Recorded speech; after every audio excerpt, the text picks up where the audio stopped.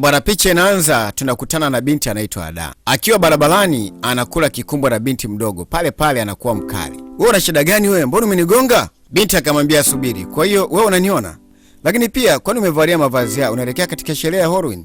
Bwana, binti anamuuliza, "Hivi ni kweli unaniona?" Wakati huo kuna mama mmoja alikuwa anaongea na simu. Alikuwa anapita pembezoni hapa, ikabidi Ada akaweza kumuita. Akamwambia, "Je, unamwona binti aliyeweza kusimama hapa?" Mama anasema, "Nani?" Ada anamwambia, "Sio binti ambaye amesimama hapa?"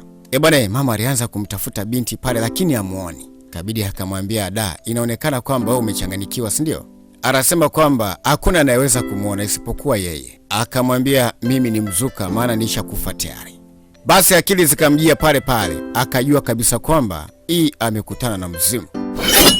Aya, karibu Masoko Recap, kisha ifollow account, like video zetu na kushare kwa ndugu na jamaa, na kisha subscribe ili wa kwanza kupata video zetu. Karibu. Haya, basi binti ikabidi akakimbia moja kwa moja. Kumbuka binti alikuwa anaenda shule, ni mwanafunzi. Akaja kutokea moja kwa moja sehemu hii na kuambia na wasiwasi kama wote. Bare, binti akumwacha, anamwambia anahitaji msaada. Wewe si mzimu, unataka msaada kutoka kwangu? Na kuambia kaa mbali na mimi. Basi pale pale binti akaona bora tu asepe zake.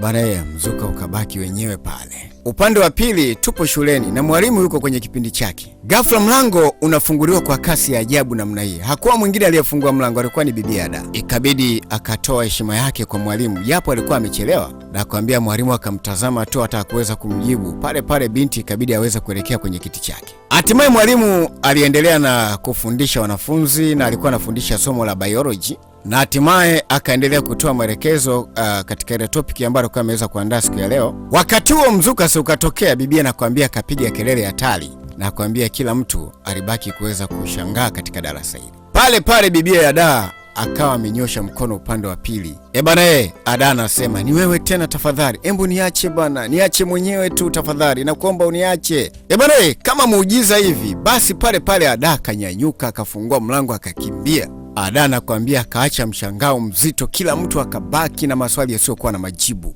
Si mwalimu wala si wanafunzi, kila mmoja akapagawa, anashangaa tu. Haya bwana, basi mwalimu ikabidi akaweza kuwaambia wanafunzi wakae watulie ili somo liweze kuendelea.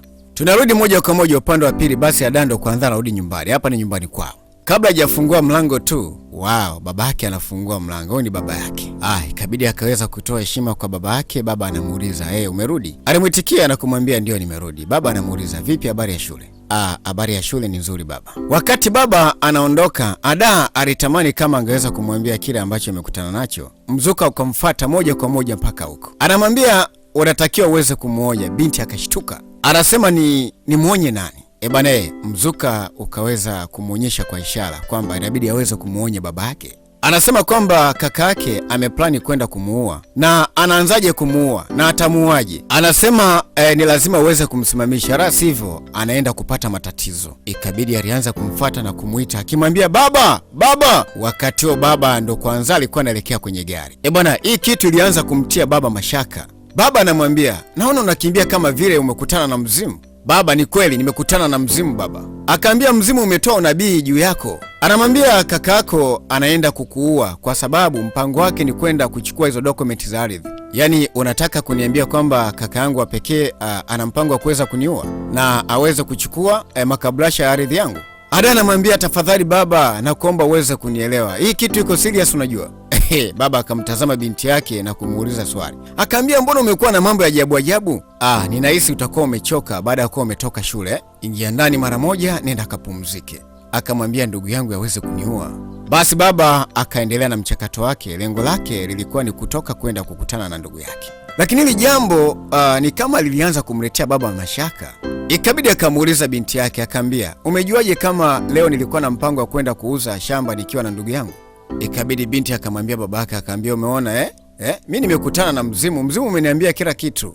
Akamwambia, "Kiukweli hapa nilipo mimi niko na mzimu uko karibu yangu hapa." Basi bwana, pale pale baba alianza kuutazama mzimu kushoto kulia na akamwambia uweze kuamini. Baba akafa na cheko pale pale. Akaambia, "Mwanangu, hapa mzimu hauwezi ukawepo hapa." Wakati ule binti anasema kwamba mzimu uko hapa baba, unakutazama. Bwana, baba aliendelea kucheka, anamuona kama binti yake kapagawa. Anamwambia, "Mwanangu tafadhali." Akaambia, "Mzimu hauwezi ukatokea katika dunia hii. Hakuna kitu kinachoitwa mzimu. Alimwambia sawa, nimeelewa mawazo yako, lakini sasa embo unaweza ukarudi ndani. Alimwambia kwa wakati huu unahitaji kwenda, maana siwezi kuendelea kuongea na wewe, hii kitu si muhimu. Wakati ule mzimu unamwambia tafadhali usimwache akaenda peke yake. Binti anasema lakini we mwenyewe umeona.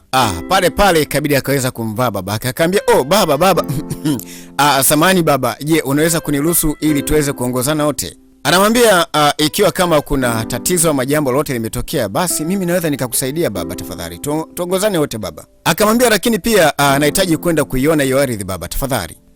Baada ya muda baba akaweza kumruhusu, hatimaye akamwambia ingia kwenye gari twende. Hatimaye safari ikawaleta moja kwa moja mpaka kipande hiki, na hatimaye Ada wakiwa na baba yake wakakutana na baba yao mkubwa. Nadhani nikamuita nikasema baba yake na Ada mkubwa, yani kaka yake na baba yake, na huyu ndiye ambaye alikuwa ndo mwenyeji.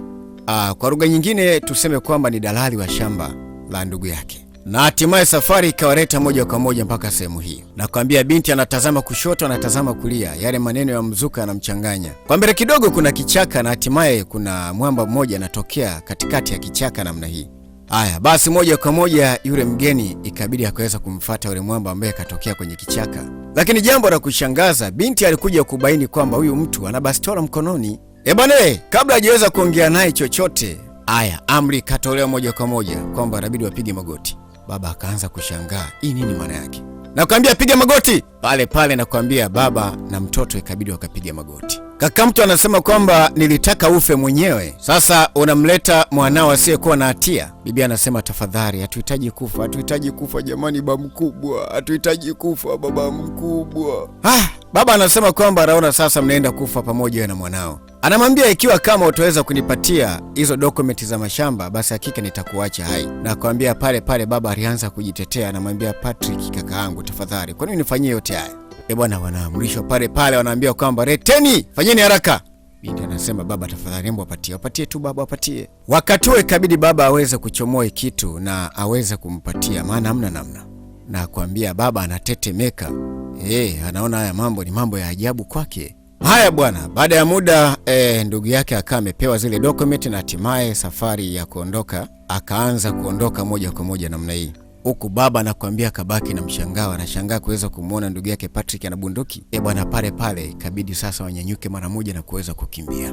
Basi moja kwa moja upande wa pili, hawa ndugu nao akatokea upande huo. Baba anasema kwamba nipatie document hizo. Anatazama ndani namna hii, patupu, hamna kitu. Wow, nakwambia baba kawa na hasira. Bwana, kuna majani katika ile envelope. Alibaki kushangaa tu, hii nini? Tunarudi moja kwa moja upande wa pili. Ada na baba yake wakawa wamefika nyumbani. Akamfuata moja kwa moja pale alipo baba. Baba anasema Ada wangu, kila kitu kimeharibika. Anasema lakini nikushukuru kwa sababu umesaidia maisha yangu. Baba araimani Ada alivyomwambia kwamba tufuatane, na kama angeenda mwenyewe manake angeuawa. Kwa hiyo Ada amemsaidia. Ada anamwambia baba tafadhali, haikuwa mimi bali alikuwa ni mzuka. Baba anasema mzuka? Binti anamwambia ndio.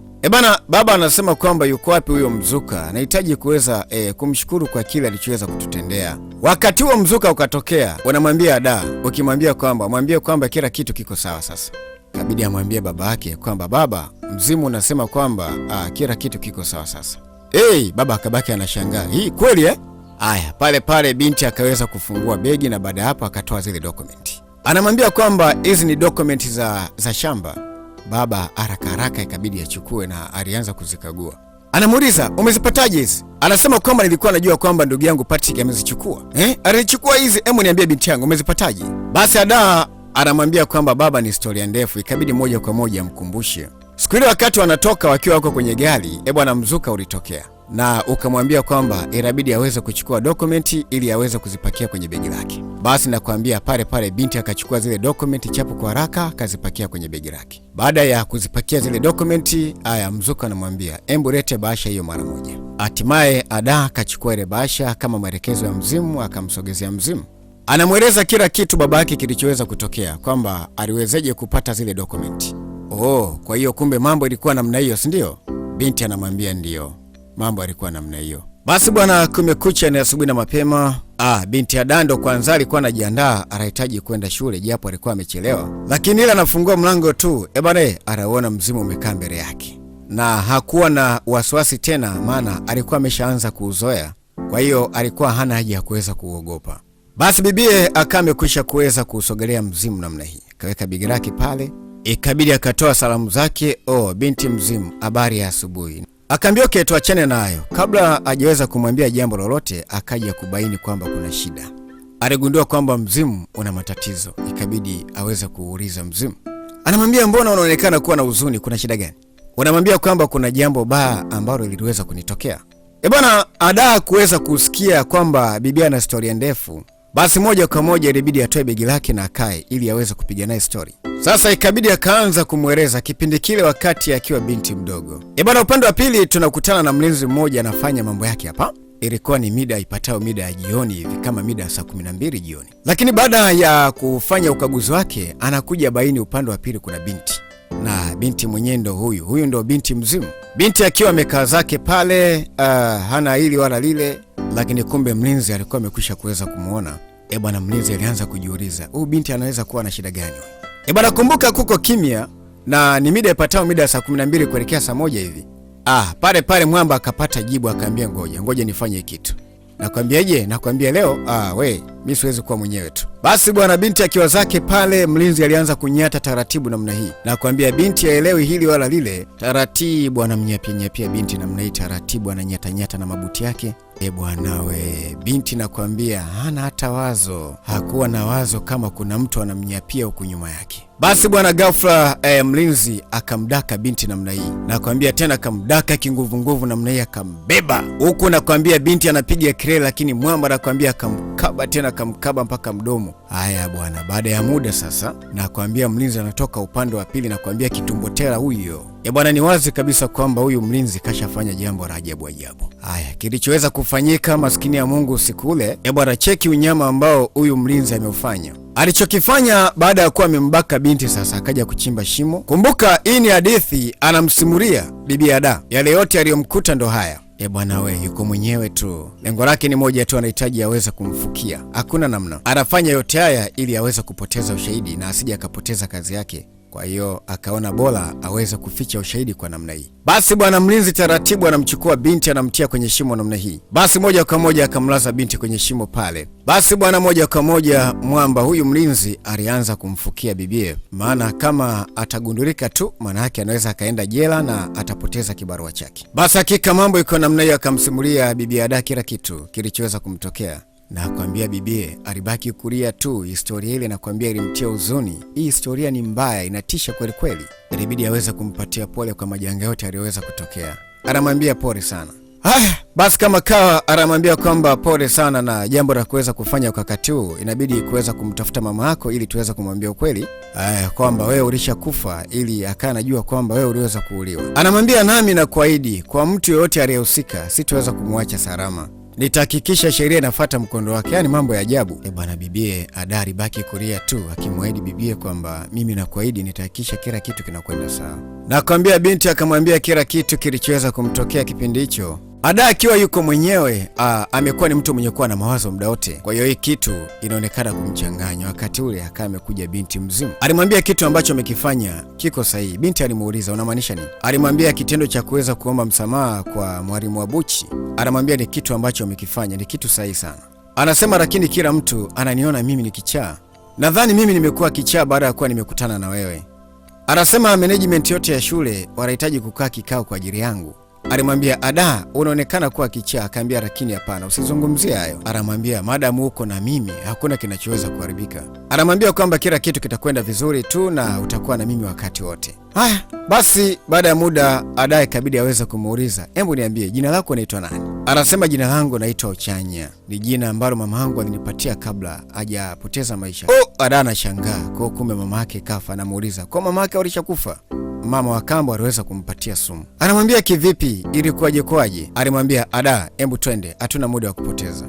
Huku nako wamekaa marafiki wanasema yani Ada kasha kuwa chizi tayari. Nakwambia muda wote Ada anajizungumzia mwenyewe tu. Unaweza ukahisi kama vile yani anaongea na mzimu. Akaambia wewe hapa tuigize movie. Wewe yuko unaga binadamu anaongea na mzimu. Basi bwana nakwambia upande wa pili marafiki wanamuona Ada kama akashaanza kuehuka, lakini kumbe walikuwa wajui kwamba anaongea na mzimu. Basi mambo iko namna hiyo. Bana, tunarudi moja kwa moja upande wa pili, tunakutana na binti amekaa zake hapa. Alivyomwona mama mmoja anamkaribia, taratibu alianza kumfuata na kisha aliweza kumwita jina lake, anamwambia Mrs. Jenny. Aligundua kwamba hii sura ni ngeni na baada hapo akamuuliza wewe ni nani? Akamwambia mimi ni rafiki. Je, tunaweza kuzungumza? Alimwambia tafadhali, mimi na haraka tuweze kuzungumza, lakini pia sikufahamu wewe ni nani. Kabla hajafika mbali, Ada anamwambia Raki, unamfahamu Ochanya? Lile jina la Ochanya nakwambia limemchanganya kweli kweli. Kabidi akaanza kuwa na maswali yasiokuwa na majibu. Akabaki kujiongelesha tu, Ochanya, Ochanya. Alimuuliza, wewe unamfahamu huyo mtu? Ada anasema kwamba Ochanya binti alipoteza maisha mwaka mmoja uliopita. Anasema mwanamke uliyeweza kumsaliti kule shuleni. Anamwambia nataka nikuulize swali. Je, umewahi kuwa na wasiwasi kuhusiana na binti huyo ama umewahi kwenda kituo cha polisi kutoa taarifa? Bwana, pale pale nakwambia binti akamkazia macho na kisha akamwambia kwamba we binti, ngoja nikwambie, watu kila siku wanapotea. Kama nilivyokwisha kuweza kukuambia hapo awali kwamba mimi sikufahamu. Wakati ule katokea binti akamwita Ada. Anasema ataenda kukataa kila kitu, yeye ni muongo, mimi namfahamu vizuri. Muulize nini kilitokea siku ile wakati mimi nimeweza kuunguza mboga. Nini kilitokea siku ile wakati Ochanya ameunguza mboga? Hebu niambie, ulimfanya nini? Sasa siku hiyo mambo ilikuwa namna hii. Baada ya kuwa sasa bibie ameunguza mboga na kuambia kulikuwa kuna harufu kali, hatimaye mama ikabidi akuje moja kwa moja jikoni. Alipofika jikoni anakutana na moshi na kuambia harufu imetapakaa nyumba nzima. Alichokifanya alianza kumwita Ochanya. Ochanya! Wakati ule Ochanya alikuwa anasoma zake hapa, baada ya kuchoka akawa amekwisha kupitiwa na usingizi kwa akawa amelala. Wewe uko huko wakati mboga zinaungua? Binti akasema, "Oh Mungu wangu." Mama anasema acha kumuita Mungu wakati mboga zangu zimeungua bwege. Bwana, Ochanya ikabidi aanze kumuomba samani. Akamwambia, "Mama samani, nilikuwa nafanya assignment. Kwa bahati mbaya tu nikaa nimepitiwa na usingizi." Basi pale pale mama alianza kumshughulikia Ochanya. Japo binti amejitetea mwenyewe kwamba alikuwa anafanya assignment pale, akajikuta amebebewa na usingizi, baada hapo akajikuta amelala. Nakwambia siku hiyo mama aliweza kumtandika vibaya mno. Basi hakika anamwambia umejuaje wewe? Eti umejuaje? Anasema kwamba aliweza kutumia lungu na hatimaye akana nipiga kichwani. Ada akashtuka. Ochanya anasema kwamba uliweza kutumia lungu kuweza kupiga kichwa chake. Kwani uliweza kumtendea mambo kama hayo? Unaanzaje kuwa mwanamke mbaya namna hiyo? Kabidi mama akamuuliza, "Wewe ni nani?" Akamwambia, "Ada, hebu muulize baada ya kuwa nimevunja bakuli lake." Ochanya anauliza, "Haya, baada ya kuvunja bakuli lake ulimfanya kitu gani?" Sasa mambo yalikuwa namna hii. Ochanya aliweza kuvunja bakuli. Zote hizi ni kumbukumbu na bibi anakumbushwa kila kitu. Kwa sababu binti alikuwa anapigwa kwa kila jambo. Pale pale libidi alianza kumuomba msamaha. Akaambia, "Samahani mama, ni bahati mbaya tu mama imetokea." Ochanya, kwa nataka uweze kuvunja bakuli zote katika nyumba hii. Nakwambieje, kabla hujaweza kuniua katika hii nyumba. Nakwambia kabla hujaniua, sasa mimi ngoja nikuue. Basi Ochanya akiwa yuko pale, basi mama alianza kumtembezea kichapo namna hii. Yote ni matukio ambayo Ochanya alikuwa anafanyiwa na bibi mkubwa huyo. Baada ya hapo binti kabidi akakimbia, kasepa zake. Mama anasema najua nini cha kuweza kufanya. Akaokota kipande kimoja cha bakuli pale, anasema kwamba lazima nikutoe damu leo. Basi Ochanya akawa ametoka zake huko akawa analia. Haikupita muda, maadamu akaja nakwambia tena anakuja mwendo wa kimbunga. Binti alivyotaka ukimbia tu akajikuta amechelewa. Mama anasema kwamba ndo kwanza tunaanza, hata sijakupiga. Alimwambia tazama, bado hatujaanza, ndo kwanza tunaanza. Nakwambia lete mkono, acha kuniomba samani hapa. Basi mama akaukamata mkono wa Ochanya na baada hapo anasema nataka nikutie alama. Wakati mwingine akaambia ukikumbuka hutakuja kuvunja vyombo vyangu.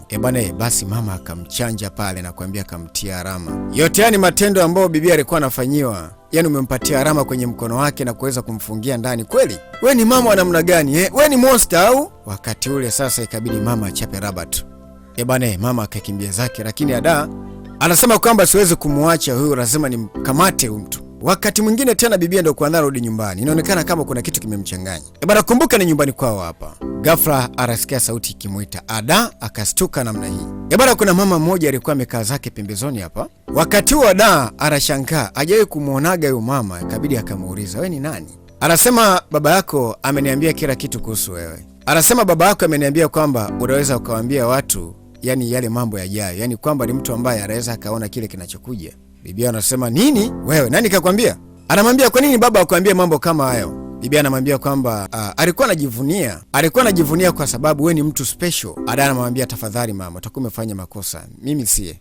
Bibi anamwambia kwamba mimi siye, na mimi sina nguvu hizo wala sina uwezo wote, tafadhali. Bibi anamwambia lakini, na kwa nini baba akwambia hayo mambo Mimi sio bwana, mimi siwezi mambo hayo. Haya basi, mama akavuta pumzi yake pale, akaambia okay, sawa, haina shida. Basi bibi Ada alimwambia sawa, haina shida, mimi nitaweza kuongea na babangu ili aweze kuacha mambo. Haina shida, unaweza ukaenda mama. Basi pale yule mama akaondoka zake. Haya, bibi alianza kumuita baba. Anatamani aweze kumwambia baba aache mambo hayo, baba aache kuambia watu kwamba ana uwezo wa kuweza kuzungumza vitu ambavyo vinavyokuja. Basi hatimaye binti ilibidi aweze kumfuata baba namna hii. Bwana, kabla hajafika mlangoni, Ochanya anatokeza. Binti anamwambia rudi. Nirudi niende wapi? Hebu subiri, unamaanisha kwamba nimfuate yule mwanamke? Na kwa nini? Hebu tazama haya mambo Ochanya. Akaambia sijui ni kwa nini baba anafanya mambo kama haya. Akaambia kumbuka, wewe ndio binti mzimu, sio mimi. Alimwambia je, unajua ile hadithi ya msafiri? Haya, kuhusu nini? Anamwambia wakati mwingine watu wanahitaji majibu, kwa hiyo haina haja ya kuweza kuacha waende. Hebu subiri, unataka uniambie kwamba yule mtu kuna kitu anahitaji, si ndio? Wakati ule Ochanya anamwambia hebu rudi, fanya haraka, rudi. Pale binti Ada ikabidi arudi, na hatimaye alianza kumfuata yule binti. Anakimbia huko akimfuata. Hey, uko wapi? Wakati ule mama anaikata mitaa. Mama kasha kata tamaa, hatimaye huyo anaondoka zake. Anageuka, hatimaye anamuona bibi Ada, anakuambia kakimbia hadi amechoka mwenyewe. Alipofika tu, hatimaye alianza kuweza kumuomba msamaha, akaambia mama samahani. Anasema nisamee, nadhani nimefanya makosa kuweza kukuacha uondoke. Basi hakika mama alimwambia okay, hata usijali, mambo yako poa tu. Anasema natumai umekuja pale, nadhani kuna jambo ulikuwa unalitaka, si ndio? Mama alisema ndio, lakini usijali, mimi niko sawa. Kabidi Ada akaambia mama tafadhali nisamee, tena nakuomba uweze kunisamee sana tu. Wakati ule mama alitaka kuondoka, Ada anamwambia tafadhali nakuomba usiondoke tafadhali. Wakati ule Ochanya akajitokeza akamwambia Ada, akamwambia mwambie mama aache kumtafuta mtoto wake. Ada anauliza kwa nini? Anasema mtoto wake alimpatia binti ujauzito na akaukataa ujauzito, na baada hapo akamwambia binti huyo kwamba inabidi aende kwenda kufanya abortion, yani akatoa ule ujauzito. Kipindi wakati wanafanya abortion, akaambia akapoteza maisha, na kabla hajapoteza maisha alitoa laana juu ya kijana huyo. Akamwambia kwamba hataweza kumpata mama yake. Sasa mama akiwa yuko pale, kumbuka yeye mama anamuona Ada, ule mzimu wa uoni. Ikabidi akamuuliza mama, unamtafuta mwanao, si ndio? Mama anasema ndio namtafuta mwanangu. Mama anasema namtafuta mwanangu anaitwa Stanley. Stanley huwa akimaanisha kwamba uko wapi Stanley? Basi hakika mama akaanza kutoa story kwamba aliweza kumtuma nje ya nchi miaka 5 iliyopita, na kwambia nimeuza kila kitu nilichokuwa nacho kwa ajili yake, na baada hapo nikamtumia pesa zote, lakini baada ya hapo akaambia sijawahi kumuona tangia kipindi hicho. Mimi hata sijui kama atakuwa yuko hai ama atakuwa amekufa. Bibi Ada ikabidi aweze kumgeukia Ochanya, anamuuliza ni kweli yuko nje ya nchi? Bwana Ochanya akatoa ishara kwamba hapana, hayuko nje ya nchi. Anasema kwamba yuko ndani ya nchi hii. Basi Ada ikabidi aweze kumwambia madamu, akaambia madamu samahani. Akaambia anahitaji kukuambia ukweli tu. Akaambia kiukweli hivi tunavyozungumza, anamwambia kwamba yuko ndani ya nchi hii. Mama anasema hapana, hii haiwezi kuwa, mtoto wangu yuko nje ya nchi. Bibi anamwambia ngoja nikwambie ukweli, sababu ya kutokuweza kumuona mwanao miaka yote 5 hii ni kwa sababu alimpatia binti ujauzito na akamlazimisha ili binti aende kwenda kuutoa huo ujauzito. Hii ni kwa sababu hakutaka kuwa mwajibikaji wa huo ujauzito. Wakati wanafanya hiyo process, baada ya hapo binti alipoteza maisha, lakini kabla ya kupoteza maisha aliweza kutoa laana juu ya mwanao kwamba hautoweza kumuona na hataweza kuja kuipata njia ya kuweza kurudi nyumbani, yani alishapotea mazima. Hapana Stanley mwanangu, hapana, mwanangu hawezi kunifanyia mambo kama hayo. Bwana, ghafla mama pressure ikampanda akadondoka chini namna hii. Kabidi Ada akamfuata. Bwana, labda huenda akamsaidia mama huyo. Basi nakwambia mama akadondoka chini pale, pressure ikampanda. Yamekuwa ni mazito haya. Hebu twende kupata recap ya hatua yetu ya pili, ila ningependa nikuombe jambo moja, nikuombe uweze kusubscribe channel yetu ili kuweza kuikuza account yetu, na tunapoweka video zetu ili uwe mtu wa kwanza kuweza kuzitazama. Asante sana na karibu sana katika recap zingine.